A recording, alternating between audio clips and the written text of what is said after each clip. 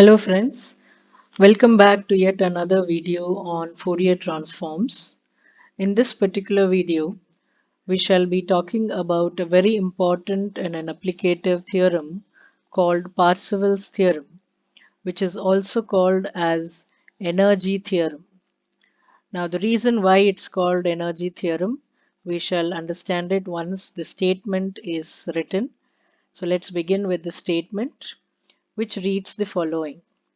If the Fourier transform of a given function f of x is equal to f of s, then integral minus infinity to infinity of modulus of f of x the whole square dx is equal to integral minus infinity to infinity modulus of f of s the whole square dx.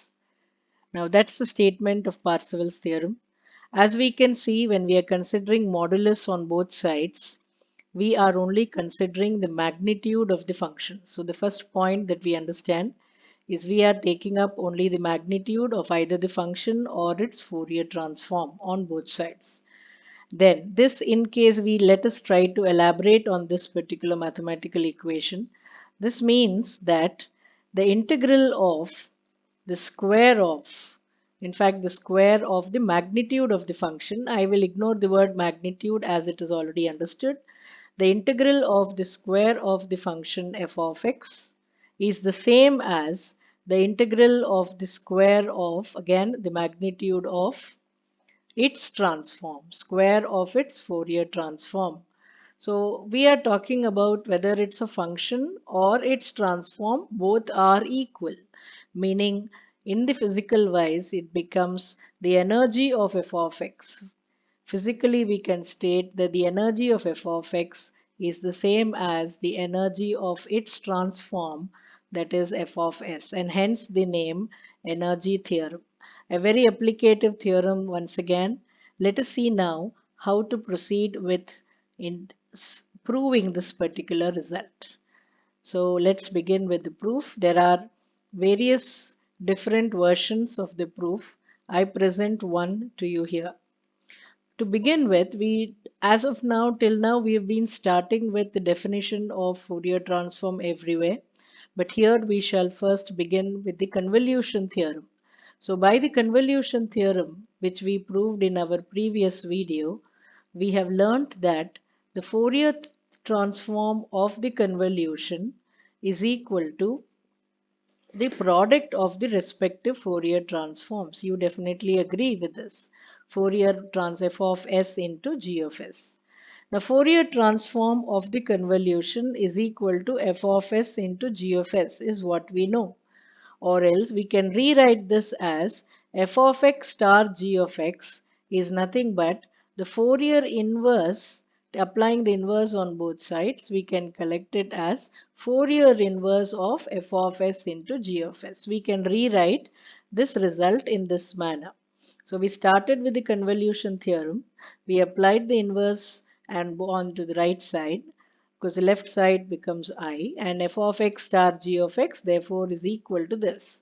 So what is the left hand side? The left hand side is nothing but the convolution of two functions where the definition we know, and right side we can expand it using the definition of inverse Fourier transform.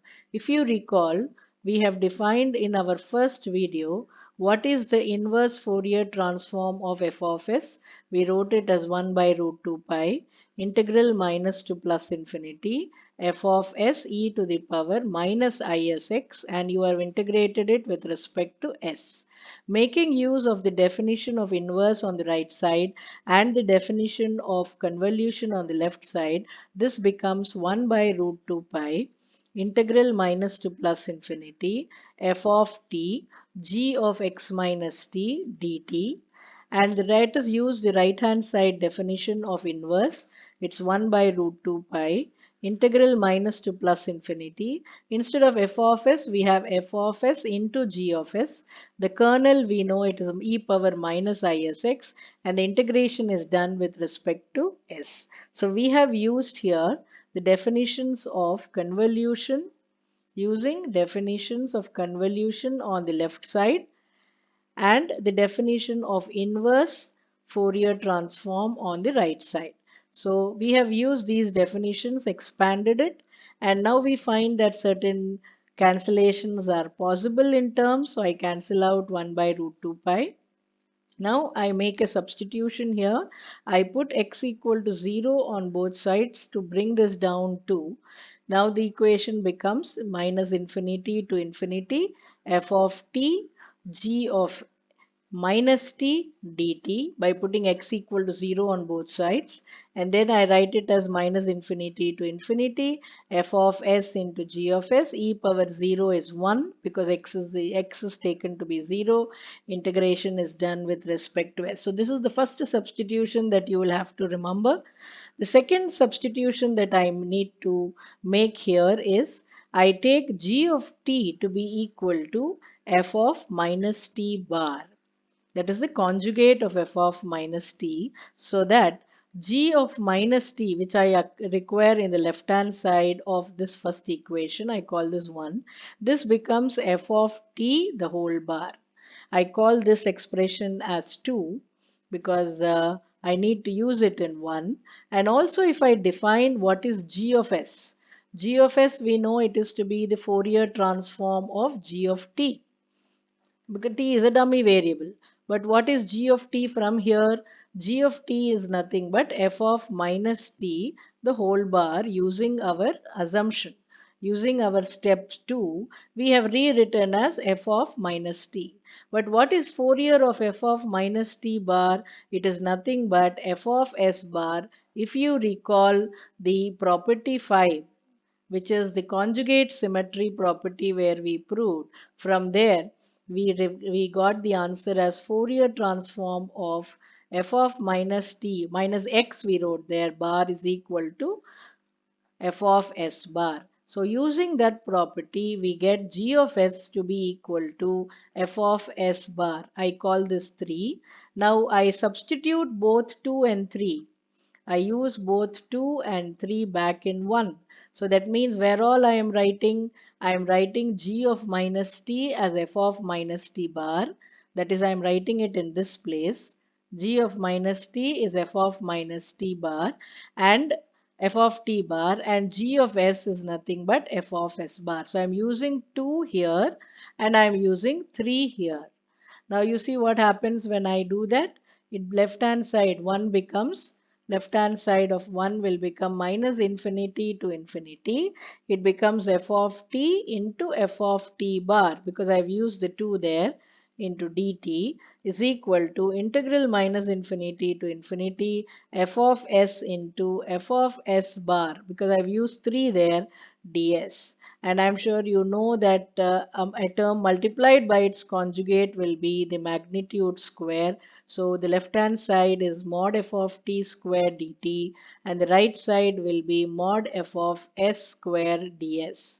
So this is the proof of, and we can also change the dummy variable rather than keeping it as it is, because our usual variable is x, and therefore you can rewrite this as modulus of f of x square, which means the integral of the square of the given function is the same as the integral of the square of its transform, or the energy of f of x is the same as energy of f of s, hence proving the energy theorem.